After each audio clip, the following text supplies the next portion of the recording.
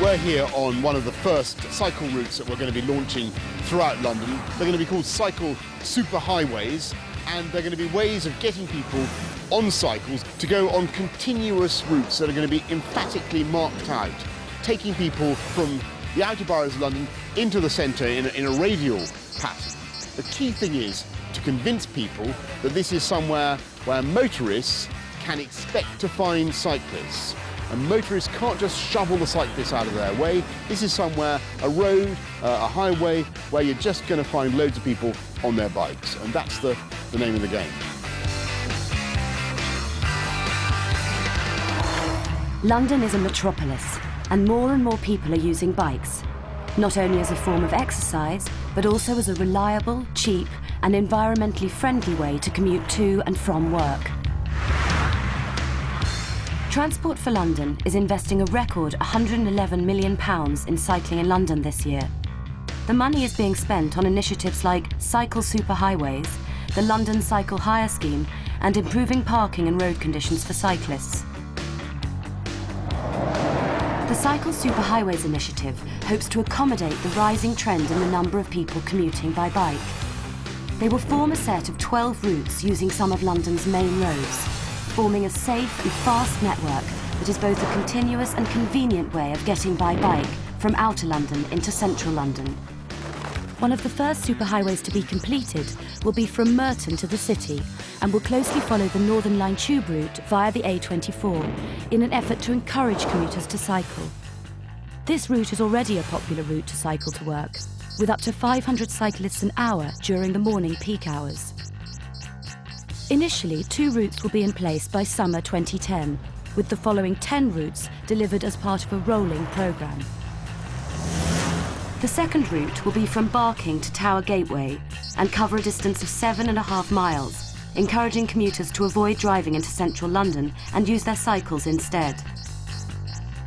Running alongside the A13, it will connect 2 of the largest employment areas in London, the City and Canary Wharf. By introducing these, we are hoping to improve cycling conditions for existing cycling commuters, attract existing cyclists that do not cycle to work but could well do so, and also to improve the image and perception of cycling amongst Londoners. I've been cycling in London for 25 years now. I love cycling, it gives me freedom. I find it quite energising.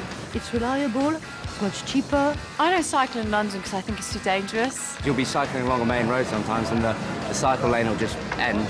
You kind of have to just go into a free-for-all with the rest of the traffic. The roads are scary, very scary. I use the canal as much as possible. The canal's fantastic. I don't fail to smile, I don't fail to see something different in the city. If it was a cycle path well cleared and it got me to work on time, then I'd definitely cycle, yeah. Cycle Superhighways will be addressing these issues by aiming to give cyclists a safe, direct and continuous way to cycle. The routes will include a package of innovative ideas and information, both at the work and home end, to encourage people to cycle.